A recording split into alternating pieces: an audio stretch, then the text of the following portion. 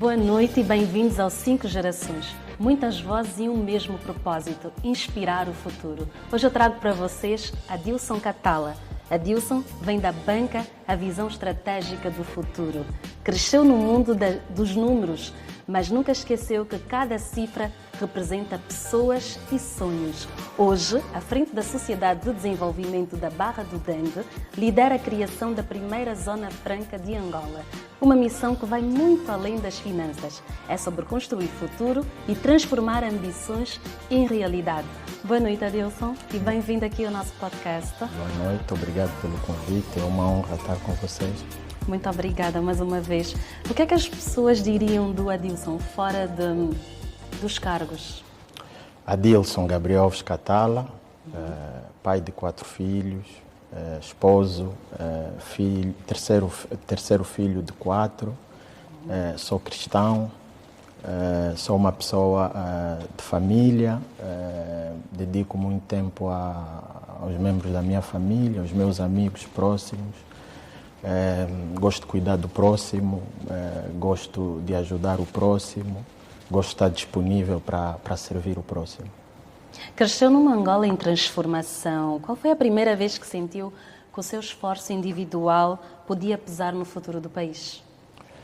Bem, eu comecei a trabalhar muito cedo. Comecei a trabalhar com 22 anos, salvo erro, no Banco BAE. E tive uma progressão profissional relativamente rápida e aos 27 anos estava a ingressar no Banco Nacional de Angola, a assumir a responsabilidade de gestão de reservas, na função de subdiretor, uma função de extrema relevância para um país como o nosso. Aos 27 anos? Aos 27 anos. É um país que depende muito da moeda estrangeira para a sua estabilidade. E nessa altura percebi que aquilo que eram as minhas responsabilidades, os estudos que fazíamos, as decisões que tomávamos, tinham um grande impacto nas pessoas. Isso gera em nós responsabilidade acima de tudo. Mas por que finanças e gestão? Por que não outro destino? É uma história interessante porque, na perspectiva do meu pai, eu devia ser jurista. Meu pai sempre disse que eu devia evitar a política. Gestão, direito. Quase que o oposto. Meu pai sempre me disse que eu tinha que evitar a política e devia devia seguir uma carreira que me desse alguma independência. E ele olhava para a advocacia, jurista, como o caminho a seguir. Eu fiz parte do meu ensino médio no Zimbábue e no último ano, para concluir o ensino médio, eu precisava de um determinado número de cadeiras concluídas e não consegui concluir, então tive que repetir algumas cadeiras. E nessa altura, para não me limitar a fazer 2 ou 3 cadeiras, eu decidi adicionar a contabilidade. E apaixonei-me pelos números, correu bem, tive uma boa nota no final do curso. E nessa altura ficou claro para mim que não era direito e informei o meu pai, claro que não gostou da minha decisão, mas respeitou e felizmente hoje está satisfeito, congratula-se pela decisão que eu tomei. Como é? Antigamente os pais já tinham essa coisa de escolher o curso dos seus filhos. Como é que foi passar essa mensagem de que não era bem isso que eu quis fazer, papai, eu quero isso? Como é que foi? Não foi fácil, não foi fácil, mas eu estava muito convicto. E por estar muito convicto, ele também não se opôs. E fui fazer a minha inscrição, fui sozinho fazer a minha inscrição em contabilidade de gestão e tudo correu bem. Isto já na faculdade? Na faculdade, sim. Já na faculdade. Na sua juventude, qual foi a maior barreira que lhe disseram não vai conseguir, mas hoje conseguiu?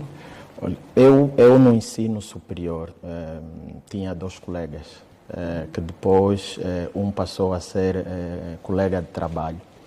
E eu sempre várias vezes dizia que nós iríamos conseguir alcançar patamares de relevo a nível profissional, porque acreditava que Angola era um país jovem e o facto de estarmos a nos formar cedo e a trabalhar, teríamos todo o potencial de assim alcançar. E eles duvidavam, eles diziam, nós vamos ficar pela banca, vamos ter uma carreira tranquila. E eu dizia que não, qualquer um de nós tem o potencial de alcançar outros patamares do ponto de vista profissional. E isso tem se concretizado na minha carreira e também na carreira destes dois amigos. E hoje eles acompanham a sua carreira? Acompanho. São seus amigos até hoje? São meus amigos. Se tivesse que até se hoje. definir numa palavra, naquela altura, qual seria? Persistente. Por quê? Porque nunca desisti, apesar das dificuldades. Na altura, quando começamos a estudar na faculdade, depois decidi também começar a trabalhar e tive que alterar o turno, passar para a noite, foi um desafio. Mas nunca desistimos, apesar das dificuldades. Então eu posso definir-me como uma pessoa persistente. Ao falar do banco, vamos aqui contar um bocadinho da sua trajetória. Passou pelo BAE, pelo BNI, pelo BPC e também falou aqui do BNA, que ocupou um cargo. Que Angola encontrou na banca e que Angola deixou quando saiu? Quando ingressei na banca, a banca era essencialmente dominada por bancos de matriz estrangeira. Bancos portugueses, como é o caso do BFA, e outros bancos de matriz portuguesa. Eu entrei para um banco de matriz angolana, o BAE, que hoje é nada mais que o maior banco do sistema financeiro. E eram momentos complexos da nossa economia, né? Tínhamos acabado de sair do período de guerra, estávamos a reconstruir o país e a banca nunca tinha assistido o fluxo financeiro que nós assistimos naquela altura. Com uma grande transformação. Não sei se lembra que o país entrou num projeto de reconstrução nacional muito grande, com a linha de crédito da China, e isso fez com que o sistema financeiro passasse a transacionar altas somas monetárias. E encontrei uma banca nova, uma banca a dar os seus primeiros passos. Saí da banca em 2018,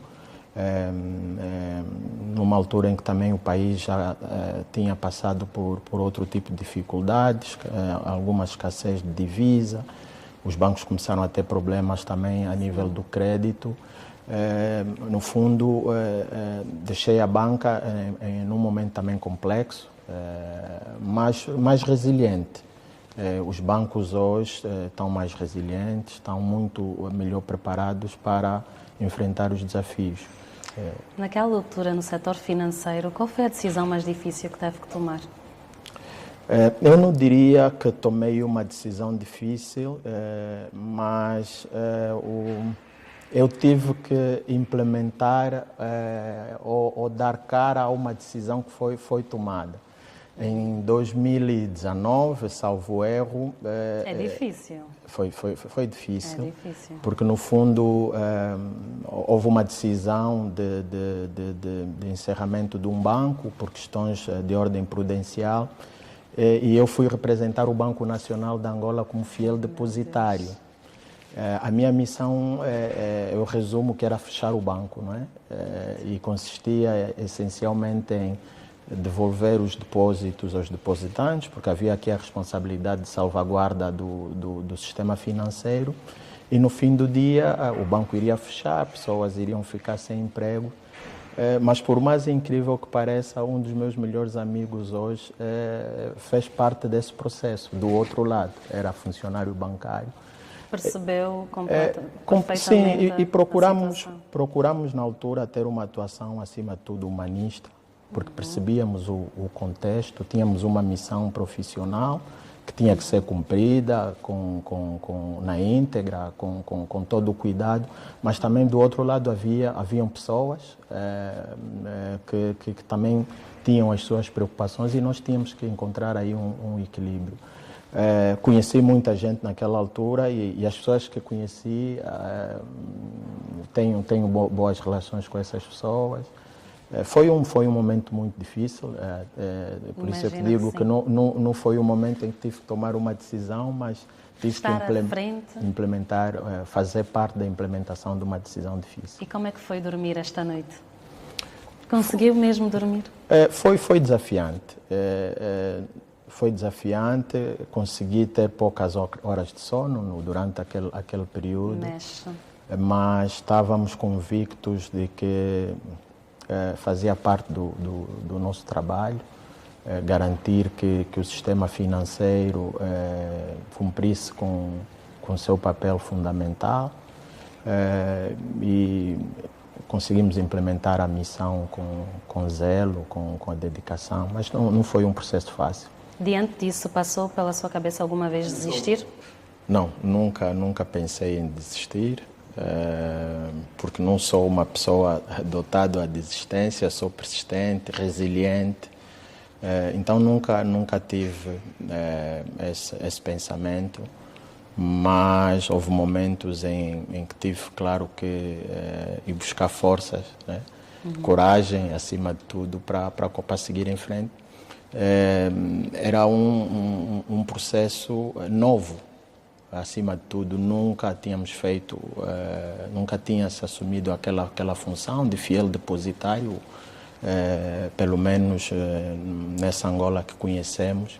Então, muitos dos processos que tivemos que implementar, tivemos que os desenvolver no momento, mas nunca pensei em desistir.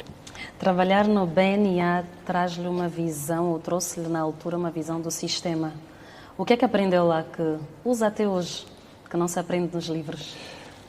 O facto de ter passado por 3 bancos comerciais deu-me uma perspectiva da economia real e aquilo que é o papel dos bancos na vida das pessoas, na vida das empresas. Estar no regulador, no Banco Central, deu uma perspectiva abrangente de todo o sistema financeiro e eleva a responsabilidade.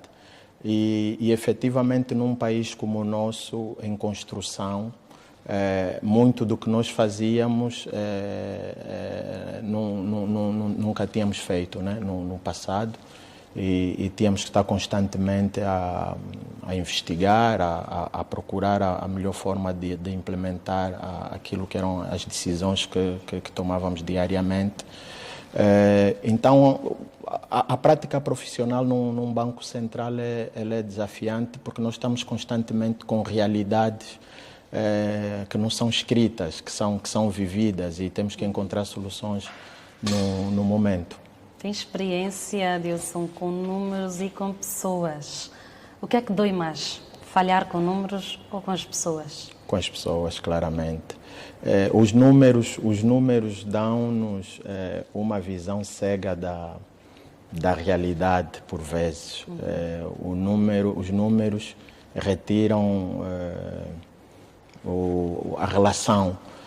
E como disse no início, eu gosto de estar à disposição das pessoas, então preocupa-me mais falhar com as pessoas do que com números. O que te seduz mais no projeto Impacto Econômico ou Impacto Simbólico para Angola? O impacto econômico. O impacto econômico é duradouro. O simbólico é o momento, perdura enquanto as pessoas tiverem memória. O impacto econômico, construirmos algo que conseguimos pôr à disposição das pessoas, que tenha sustentabilidade no longo prazo, isso sim faz diferença na vida das pessoas. E como é que tem sido essa transição de banqueiro para agora a Zona Franca do Dende? E como um líder? Desafios. É uma realidade totalmente diferente. Saio dos números para o desenvolvimento de infraestruturas, projetos, mas muito do que aprendemos na banca acabamos por conseguir também utilizar para para a minha missão, ou para a nossa missão hoje na Zona Franca de Desenvolvimento Integrado da Barra do Dante, porque nós, no fundo, estamos a construir um ecossistema que assenta no desenvolvimento de infraestruturas. E na banca também acabamos por participar em muitos projetos, financiar projetos de infraestrutura. Então, essa experiência vivida na banca também ajuda a servir melhor nessas novas funções. Já houve alturas em que pensou, este projeto não vai sair do papel? Nunca. Não? Nunca pensei, mas sempre tive não. Houve uma altura que comecei a ter noção que não iríamos implementar o plano nos timings que preconizávamos, mas nunca passou-me na cabeça que não iríamos conseguir. E qual tem sido o incentivo? Eu gosto de trabalhar. Em relação ao timing? Eu gosto de trabalhar e acredito que o facto de estarmos a construir um ecossistema que não é para nós, não é para esta geração, no essencial, vai servir também às gerações vindouras. O impacto que queremos gerar na vida das pessoas de longo prazo é que nos mantém firmes na missão.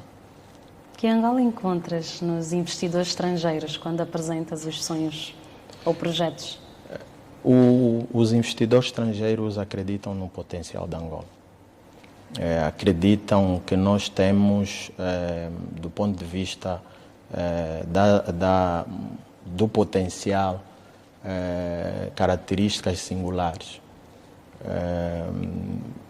mas percebem o estágio da nossa economia, a nossa realidade, as nossas dificuldades. E quando nós passamos a realidade da Angola de forma transparente e não uma realidade maquiada, eles percebem que estão perante um projeto que no fundo, tem potencial de ser transformador, tem claramente os seus desafios e mostram-se disponíveis para apoiar, para investir.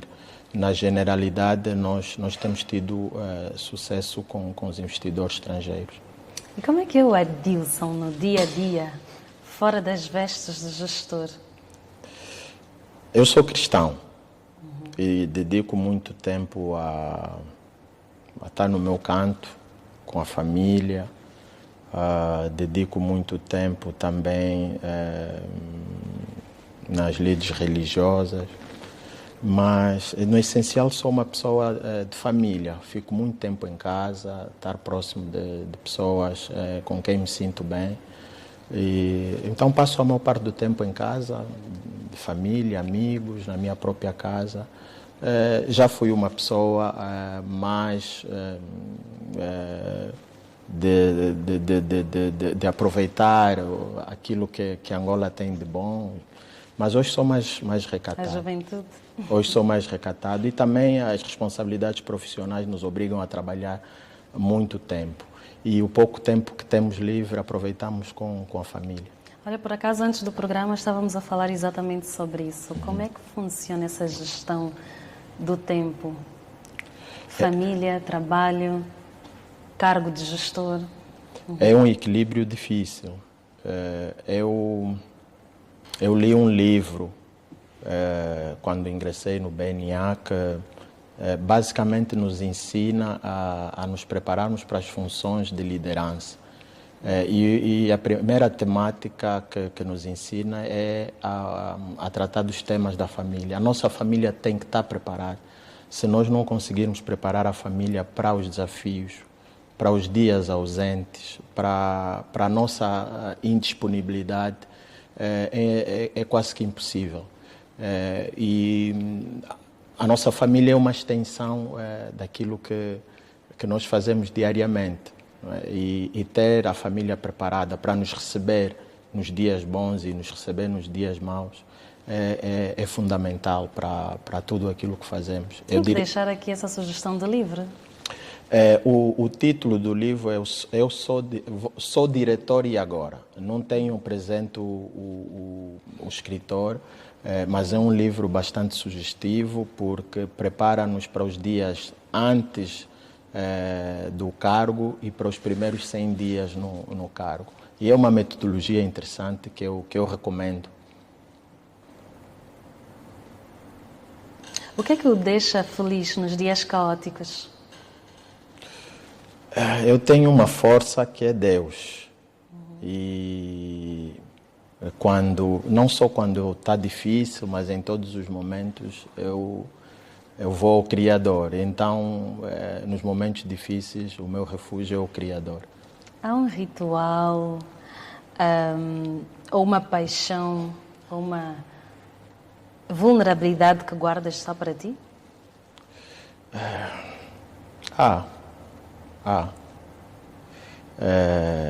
Nós, na essência, somos frágeis. E quando nós percebemos que essa fragilidade nos expõe aquilo que é a realidade do dia a dia, a tendência é querermos nos esconder. Mas o medo de falhar é algo que me incentiva a não desistir. Então eu diria que o medo de falhar é algo que faz parte do meu dia a dia e tudo faço para não falhar. Não falhar comigo, não me refiro a mim, mas falhar com as pessoas. Neste processo vem também a confiança nas pessoas. Há pessoas que vai perdendo a confiança com o tempo. Acontece, tem acontecido. Nós conhecemos as pessoas. A confiança é um processo complexo. Nós conhecemos as pessoas, nos relacionamos com as pessoas e por vezes as coisas não correm como esperamos e a confiança, quando é beliscada, a tendência é nós nos afastarmos. Mas isso não deve ser um inibidor de criação de novas relações. Nós somos seres relacionais e temos que nos relacionar com as pessoas todos os dias, independentemente de confiarmos ou não nessas pessoas. E o essencial é conhecermos com quem nos relacionamos para conseguirmos perceber o que contar com essas pessoas, né? Até que ponto nos envolvermos com as pessoas. Temos que guardar o nosso coração, acima de tudo. Proteger. Temos que proteger o coração. E é bíblico, né? É bíblico. Já houve momentos que um gesto simples soube ou teve muito mais valor do que uma decisão milionária? As relações humanas, elas são sempre mais valiosas do que o dinheiro. E o nós termos amigos disponíveis em todos os momentos, famílias disponíveis em todo momento, nos momentos bons e nos momentos maus, é sempre bom. Eu diria que prefiro ter uma boa parceira, como a que eu tenho, do que ter muito dinheiro. Porque muito dinheiro sozinho também é... Um complementa o outro. É verdade. Claro que o dinheiro faz falta. O dinheiro é um meio de troca, não é? E não ter dinheiro também tem o seu lado negativo. A questão é onde está o equilíbrio, né? Exato. Se não tivessem finanças e desenvolvimento, em que outro palco se imaginaria? Sinceramente, talvez no direito, né? Tendo em conta que é a vontade do meu pai, era a vontade do meu pai, talvez na área de direito. Nunca se viu numa outra área, fora a área escolhida pelo seu pai? Não. Nunca tive uma ideia clara do que queria ser. Normalmente, quando somos, ou a maior parte das pessoas, quando é mais novo, deseja, tem um sonho, quero ser jogador, quero ser médico. Eu nunca. Piloto? Nunca. No primeiro ano do ensino médio pensava em fazer engenharia, petróleos, mas não durou muito tempo. Então eu acredito que o que eu faço hoje estava predestinado, porque o meu não foi algo que eu sonhei, foi consequência do meu destino. Exato. E da forma como tem corrido, acredito que foi predestinado assim. Muito forte. A Angola está pronta para ser liderada por jovens gestores e inovadores? A Angola já é liderada por jovens gestores e inovadores. E sente que está pronta? Eu acho que nós não devemos ambicionar uma Angola liderada apenas por jovens inovadores. Nós temos que ambicionar uma Angola que consegue fazer uma transição de gerações saudável. Nós temos que ambicionar uma Angola em que consegue ter duas gerações a conviverem e a liderarem o país de forma normal.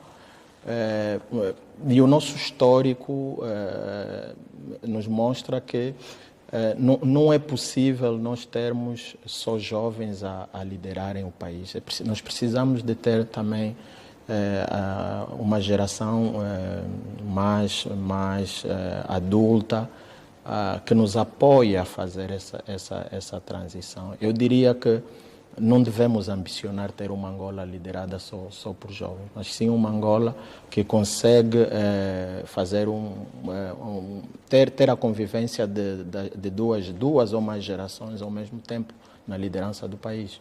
O que é que sente que a sua geração já percebeu que a anterior não quis enfrentar ou não soube? Nós crescemos com um conjunto de valores universais.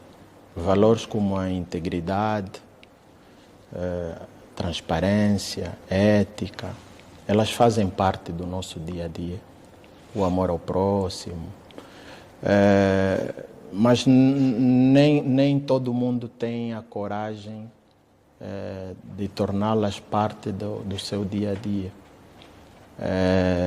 Mas nós temos noção que esses são os valores corretos e que devem nos guiar. E acredito que parte desta geração hoje percebe que o não incorporar estes valores no dia a dia é perigoso. E acreditamos que o caminho a seguir, eu acredito que o caminho a seguir é nós conseguirmos integrar estes valores nas nossas empresas, nas nossas famílias. Não estou com isso a querer dizer que a geração antiga não o fez ou a geração anterior não o fez. Mas nos dias de hoje, com as dificuldades que nós vivemos, torna-se essencial nós termos um país que é no fundo, orientado por princípios como os que eu enumerei há pouco tempo. E eu acho que a nossa geração tem essa noção. É importante falar de valores. Adilson, como é que gostaria de ser lembrado? Como um homem que criou riquezas ou um homem que criou oportunidades? Oportunidades. Um homem que gerou valor, um homem que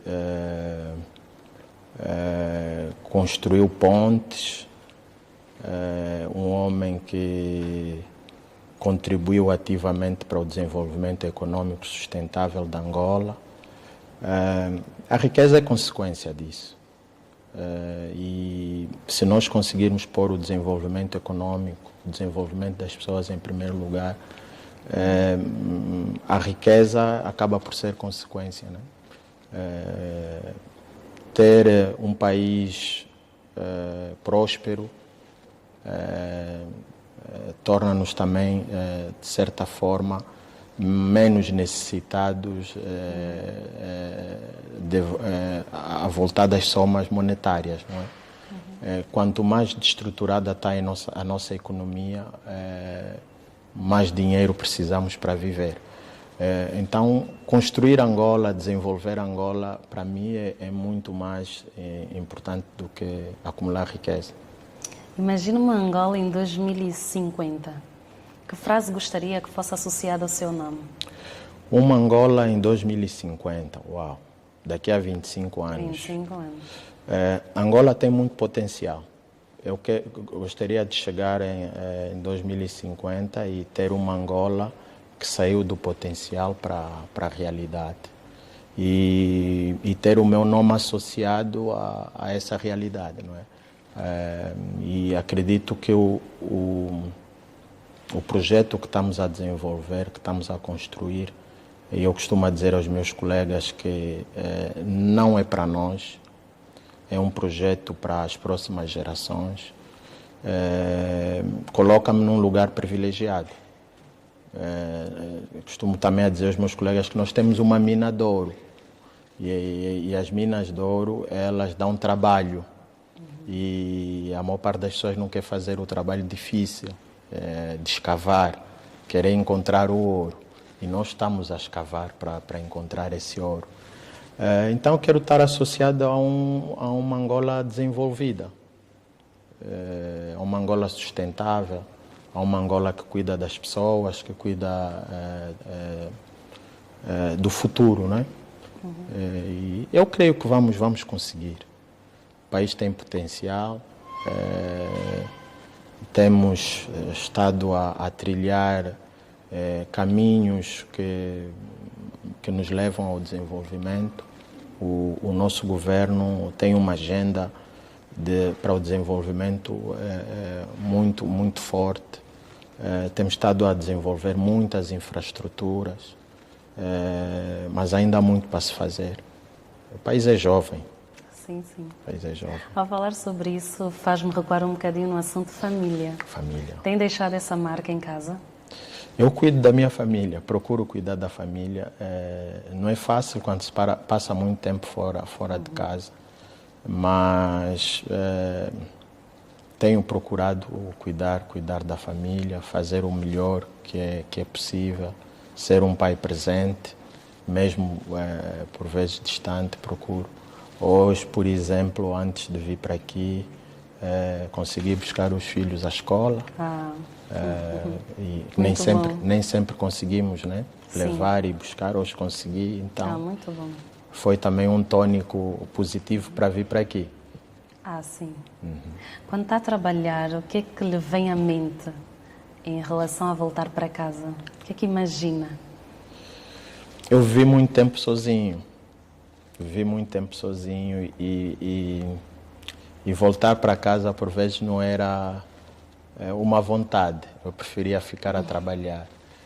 E quando voltasse para casa, voltava para continuar a trabalhar. Eita. Mas hoje é totalmente diferente, né? Hoje, quando vou para casa, procuro desconectar-me do trabalho, naquilo que é possível. Boa noite, papá. Boa noite. Jantar com as crianças à mesa é muito importante. E depois faço o terceiro turno. O terceiro turno normalmente é depois deles dormirem, voltamos ao trabalho. Mas é bom ter o calor da família, porque nos permite ter ao nosso alcance um escape. Ter a esposa, os filhos próximos, permite-nos ter aí um escape, fazer uma transição saudável do nosso dia a dia, profissional, para o dia a dia de família. E há toda aquela gestão do tempo em relação também às amizades, que por vezes não percebem o facto de estar ocupado. Como é que gera esse tempo? É desafiante, é muito desafiante, porque nós temos que conseguir priorizar os temas que são importantes no dia a dia. O trabalho absorve-nos muito tempo e, por vezes, durante o dia, não temos a oportunidade de estar com as pessoas que gostamos, Sim. de responder uma mensagem, de atender uma chamada. Mas procuro sempre, no final do dia, percorrer o telefone, ver as chamadas perdidas, aquelas que dá para devolver, as mensagens que não respondi. Mas é desafiante porque nós não conseguimos explicar às pessoas o nosso dia a dia. Sim. Não é possível, por mais... Porque as pessoas também já criam uma imagem, já têm as ideias bem fixas. Bem fixas. Por mais que tentemos, é difícil nós conseguirmos explicar o dia a dia de alguém que está na liderança ou que exerce cargos de gestão, porque são muitas frentes, são múltiplas interações que requerem de nós uma concentração muito cuidada dos temas que são essenciais para aquele período, né? O período de trabalho. Mas o mundo não é só trabalho, então temos que estar também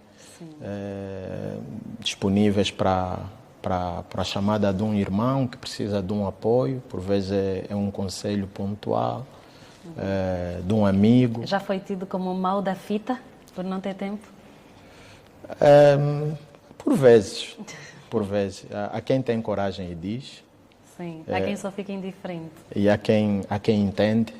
As pessoas mais próximas, essencialmente a minha esposa, os meus irmãos, os meus filhos, Exato. Esses compreendem, porque sabem... A força maior. É a força maior, compreendem. E amigos próximos também compreendem aquilo que é o nosso dia a dia. Esses nos dão o alento necessário. Agora, há pessoas que há amigos que não são assim tão próximos, que não têm como também perceber a realidade. E nós damos um desconto, né? Sim. Agora vamos entrar... Calma, Adilson. Respira, bebe uma água, por favor.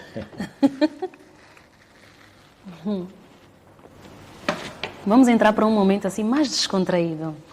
Se tivesse que se resumir em uma palavra, qual seria? Há pouco tempo falamos sobre uma palavra. Falamos, sim. Falei sobre a persistência. Mas na juventude, Ok. não agora. Integridade. Íntegro. Muito bom. Qual é a palavra que nunca usaria? Mentiras. Boa. Já falou de um medo há pouco tempo, o medo de falhar. Mas tem algum medo que nunca confessou? Assim em voz alta. Já tivemos aqui convidados que disseram medo de escuro. Qual é o medo que o Adilson tem? Medo. Não me ocorre um medo específico. É muito forte que não tem medo de nada. Não, tenho. Sou uma pessoa corajosa. E hoje falava com uma pessoa, amiga, sobre a coragem, né? E procuro enfrentar as situações com frontalidade, com realidade. Mas não me ocorre agora algo que... Um medo. Não me ocorre. Mas efetivamente tenho medo de falhar. De falhar. Sim. Esse medo já o travou ou o empurrou para a frente? O medo de falhar? O travou ou criou tipo um input para continuar? Eu procuro superar-me em todos os desafios que enfrento. Procuro sempre não ficar parado, encontrar uma solução. Então o medo raramente me para, mas me desperta e me ajuda a encontrar sempre um caminho. Trabalho sob muita pressão e, de certa forma, lido bem com a pressão.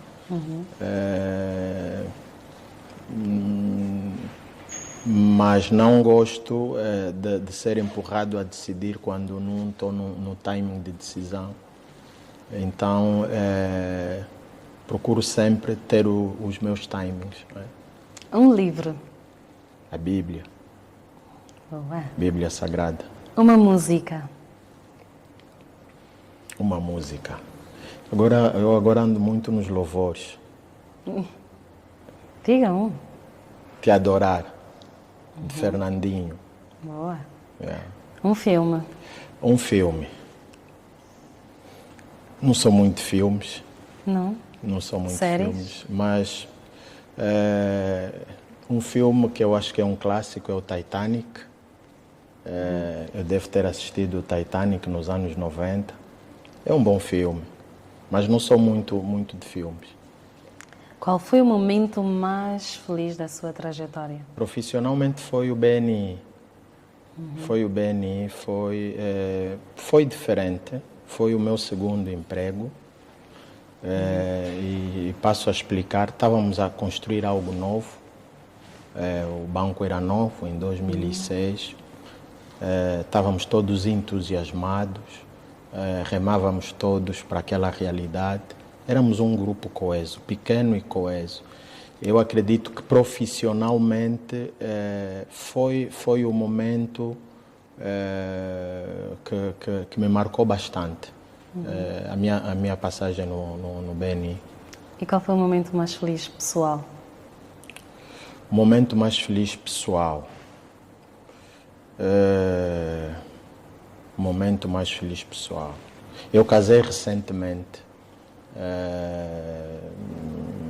Como na presença de Deus, já era casado por registro civil, e eu acho que foi o momento que me marcou bastante. Muito. Marcou-me bastante. Nem precisa perguntar com quem estava. Pois. E qual é o momento mais difícil? Profissionalmente, o momento difícil foi... Eu, em 2018, estava no BPC, no Banco de Poupança e Crédito, no Conselho de Administração, e tive que tomar a decisão de me demitir.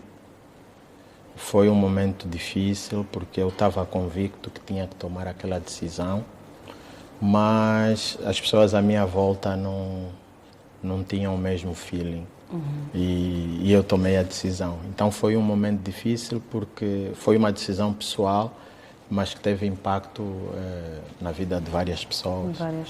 Então foi um momento singularmente difícil. E o que é que aprendeu com esse momento que hoje não abdica de aplicar? O que eu aprendi é que, por vezes, nós temos que enfrentar as vicissitudes que certas funções nos colocam, independentemente daquilo que são as nossas, aquilo que é a nossa perspectiva pessoal, profissional. Por vezes o bem maior, o coletivo, as pessoas acabam por significar mais do que aquilo que é a nossa vontade. Eu não me arrependo da decisão que tomei na altura, mas efetivamente, com o que aprendi, consigo perceber que é possível caminhar em terrenos adversos sem desistir e sem abdicar dos nossos valores. Nessa sua carreira de liderança, tem alguém como inspiração? Tenho duas pessoas. Uma é o meu pai. O meu pai inspira-me muito pela sua integridade.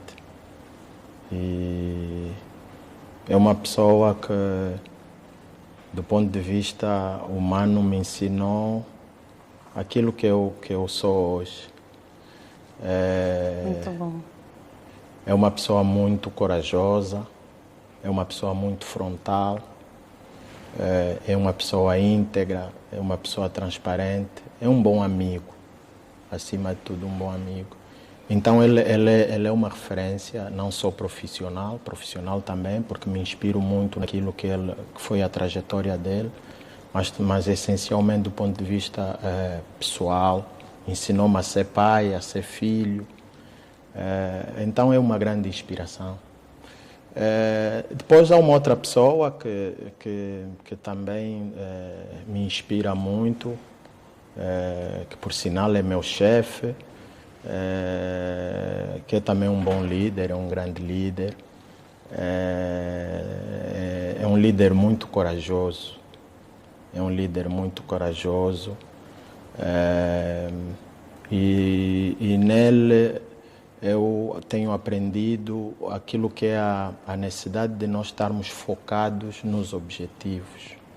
Ele uma vez me ensinou uma frase que levo comigo, que é Small Achievements with Great Impact. Traduzindo, é pequenas conquistas com grande impacto. Então, nós temos que estar sempre focados nas conquistas, nos objetivos, por mais pequenos que eles sejam. É essencial nós estarmos focados nos objetivos. Eu senti o brilho nos olhos ao falar do seu pai. Quero aproveitar, normalmente nós homenageamos depois de perdermos os nossos queridos. Quero aproveitar esse momento para deixar uma mensagem para o seu pai. Eu quero sim, e não achava que iria me emocionar a falar dele, mas eu quero deixar uma mensagem ao meu pai e à minha mãe. Duas pessoas que não mediram esforços para nos formar, né, como filhos. Hoje conseguimos ter uma família porque eles nos deram aquilo que era o essencial, né, naquela altura. Sem muitas posses, conseguiram garantir que tínhamos condições de ir para a escola, conseguiram nos transmitir valores que carregamos para toda a vida. E estão vivos ainda. E poder deixar aqui palavras de gratidão, de apreço, de amor para os dois me deixa muito, muito satisfeito, emocionado. Como é que eles se chamam? Jorge e Maria Teresa. Jorge Catala e Maria Teresa. Senhor Jorge Catala, Senhora Maria Teresa, um beijão do vosso filho, Adilson Catala, que fala de vocês com muito orgulho. E aqui, um beijão também da Anissal. Obrigado. Adilson, se a sua vida fosse um livro, qual é o título que daria? Gerador de conexões. Interessante. Explique-nos porquê. Eu tenho conseguido conectar várias pessoas, amigos, profissionais, mas não têm sido conexões passageiras. Têm sido conexões duradouras, relações que duram. Então, fico feliz por conseguir conectar pessoas e garantir que essas conexões perduram, tanto do ponto de vista profissional como pessoal. Tem algum exemplo? Não precisa de citar nomes. Mas... Amigos. Tenho amigos que conheci em momentos diferentes da minha vida e que hoje essas pessoas são, entre eles, mais próximas do que comigo. Isso é fruto de conseguirmos ter o cuidado de criar situações para estar com amigos.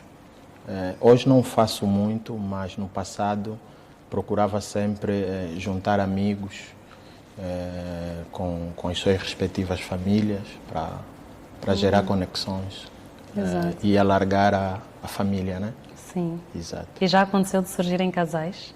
Já. Estão já. juntos até hoje? Estão.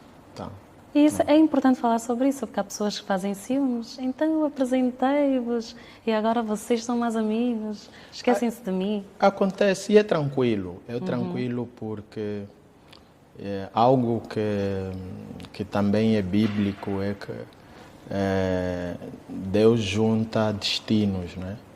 E por vezes nós somos apenas a ponte para conectar duas pessoas. Então eu lido tranquilamente com isso. E no seu exemplo, 2 ou mais pessoas? Várias pessoas.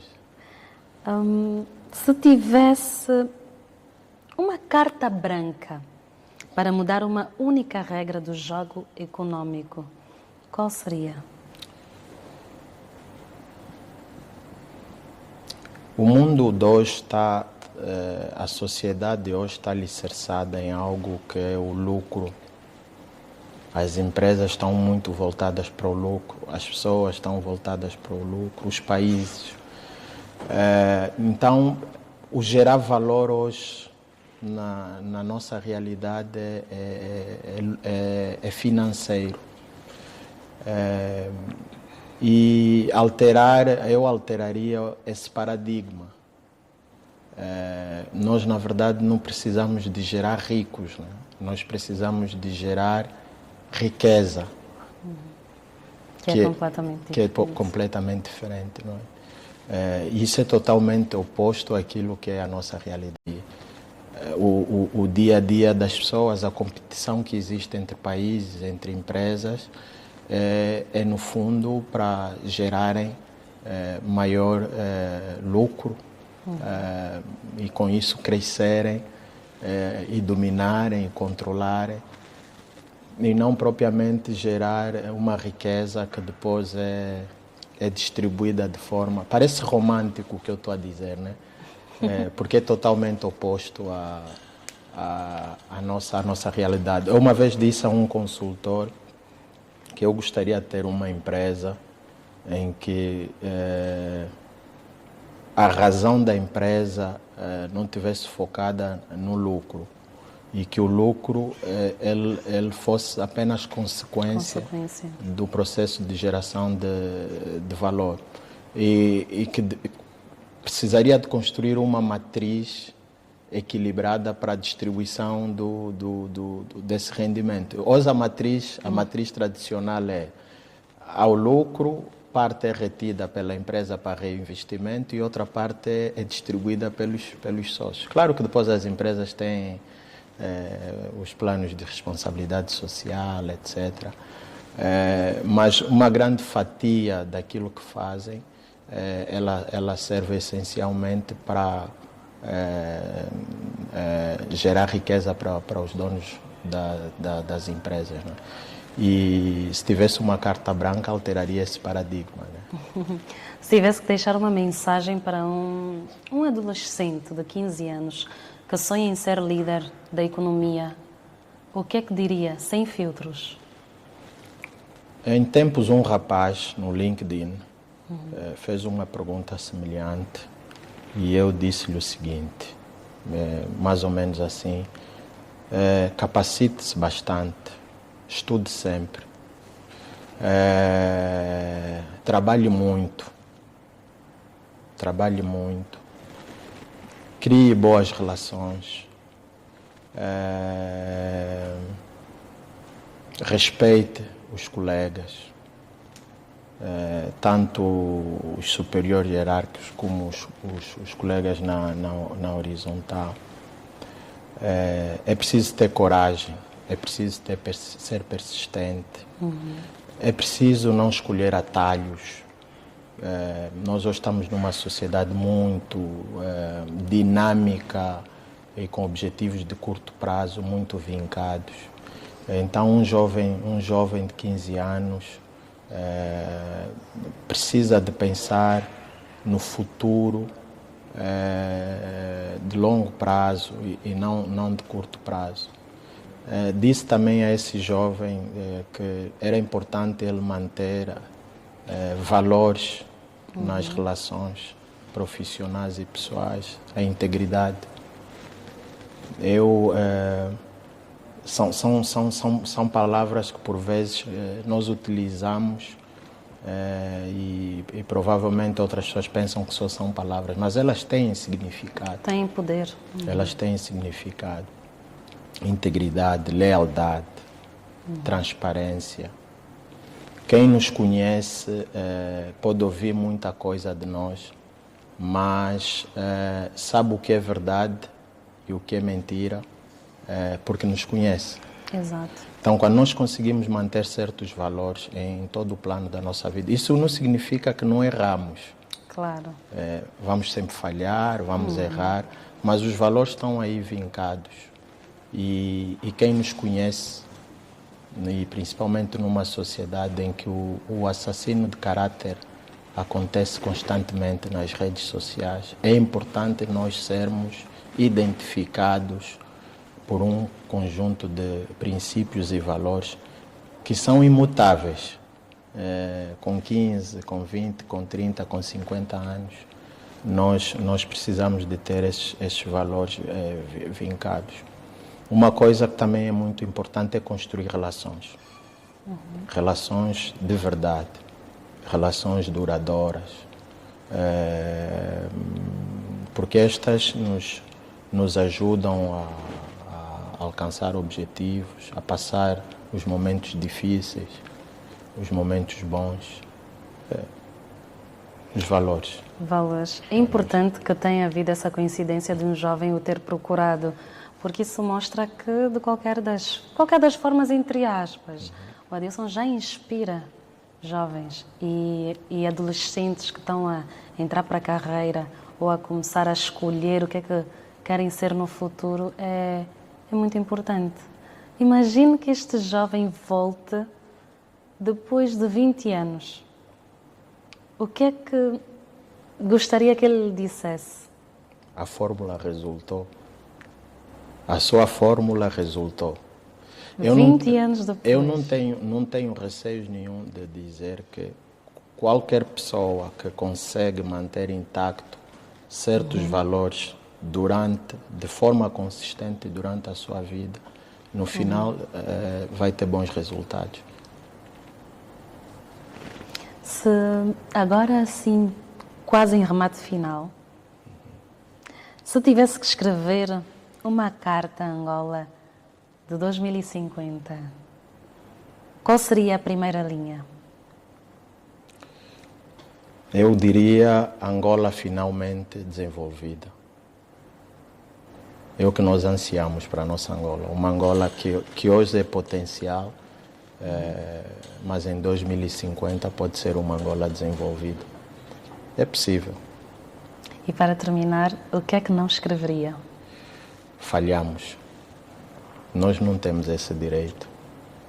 A geração que virá depois de nós não vai nos perdoar. Os nossos filhos não vão nos perdoar. Então nós não estamos em condições de em 2050 dizer falhamos. Tentamos, mas falhamos. Temos que conseguir. Eu acredito que vamos conseguir. E vamos sim. Vamos, sem dúvida. Obrigada, Adilson, mais uma vez. Adilson Catala. Adilson Gabriel Alves Catala. Muito gosto, mais uma vez. Muito obrigado. Obrigada por ter aceito o nosso convite. Hoje conhecemos o Adilson Catala. Para além de relatórios e números, vimos o homem que trocou a segurança do setor financeiro pelo desafio de erguer um projeto de futuro. Ouvimos o líder que sabe que o verdadeiro legado não é acumular riqueza, mas abrir caminhos para que gerações inteiras possam sonhar e realizar. É essa Angola que precisa de líderes com coragem, disciplina e visão para promessas em futuro. Este foi mais um 5 Gerações. Eu conto com vocês até a próxima geração, até a próxima Semente do Futuro.